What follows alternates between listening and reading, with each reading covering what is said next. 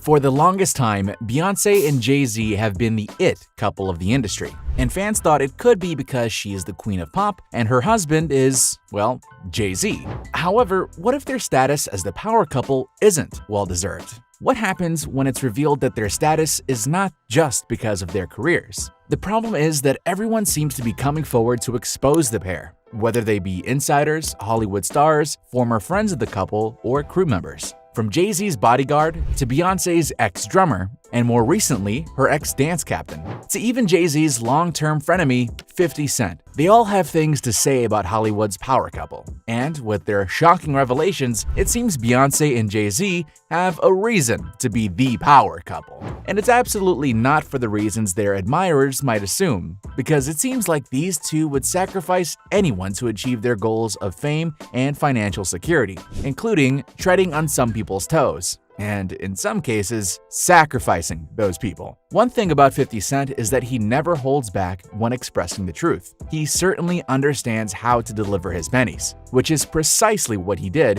when he revealed Jay-Z for what he really is. "I wasn't in the ad because of Jay-Z and them was putting it together," 50 Cent explained, "and I think they still harbor some energy towards me." Yep, you heard it right. It seems Jay-Z gets threatened about his status too, and to remain the best is the ultimate goal. Am I right? Well, it doesn't matter if we are right, because according to 50 Cent, Jay purposely left him out of the commercial meant to promote the 2022 Super Bowl halftime show. However, he didn't stop there, going on to reveal how Eminem was the one who petitioned to have him play at the show, as Noor confided in him. He stated that he was initially told that the NFL had issues with him, and he wasn't even aware of what these issues were. For those of you who don't know, 50 Cent and the Rockefeller co-owner have a long-standing beef. Jimmy Iovine might not have cared about beating Kanye, but Jay-Z, who was the head of Def Jam at the time, damn sure cared about beating me. Jay had been extremely uncomfortable with my run in NYC for years. As a result of Jay's competitive nature,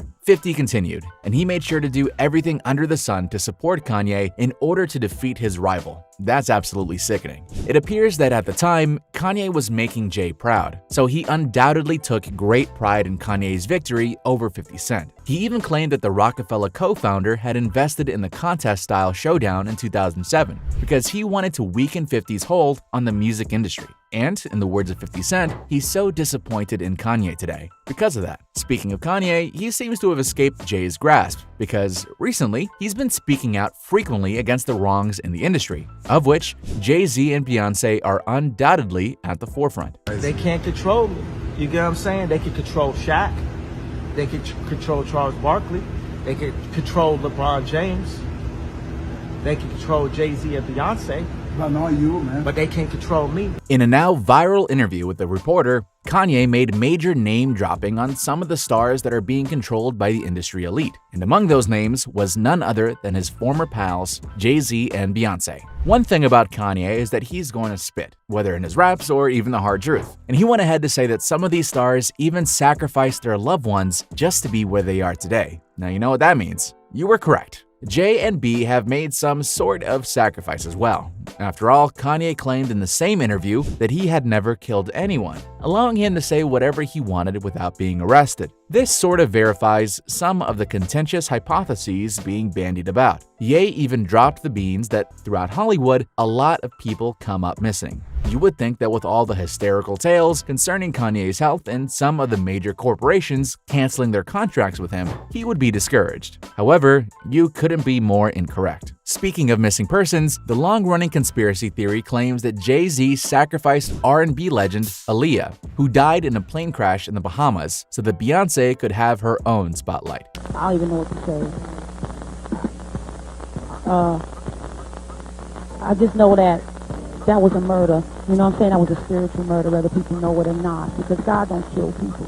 You know what I'm saying? Whether people know it or not. And I could go deep, but a lot of people I would have to really bring.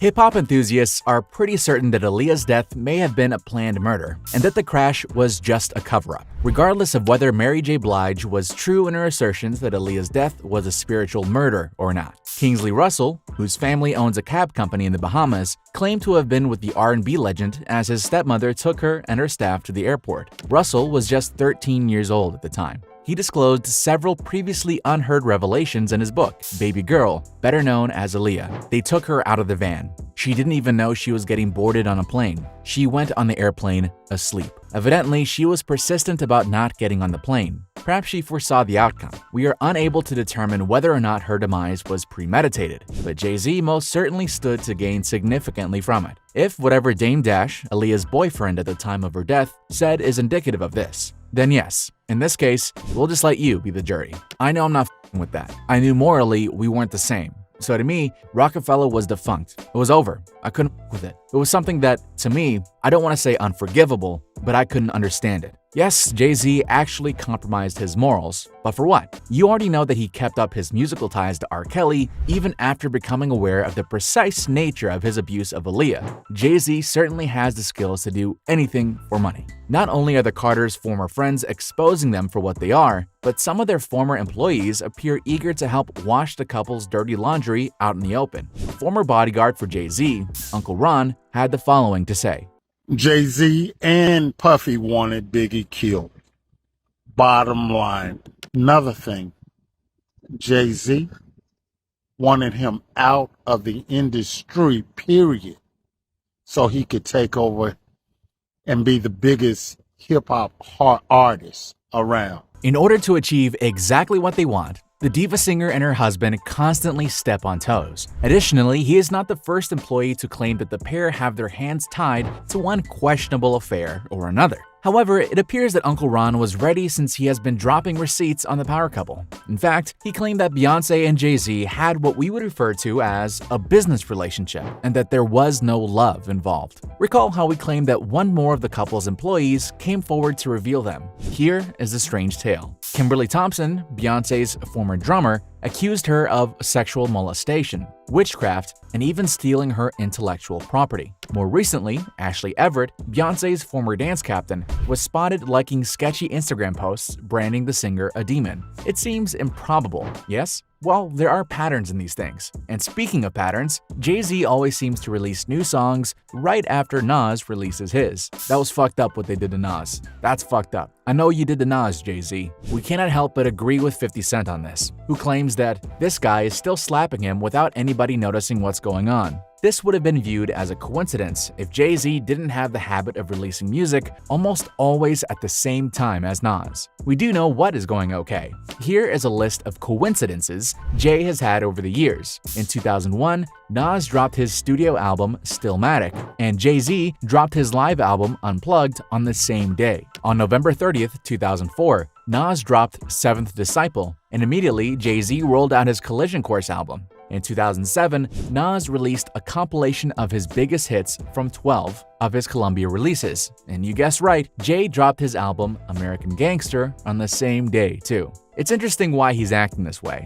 or perhaps it's his God complex, as 50 Cent suggested. Beyonce is unquestionably involved in all of this. After all, they are a unit. She may not be fully involved in this, but who's to say? I mean, she defended Jay against 50 Cent when she thought he was confronting her husband. So Beyonce jumped down on you. She jumped down. Oh, she was like on a windowsill. Right. We was in Vegas. She said, come on, I'm talking to her. She jumped out. She was like, duh, duh, duh. And I'm like, wait, what is you doing?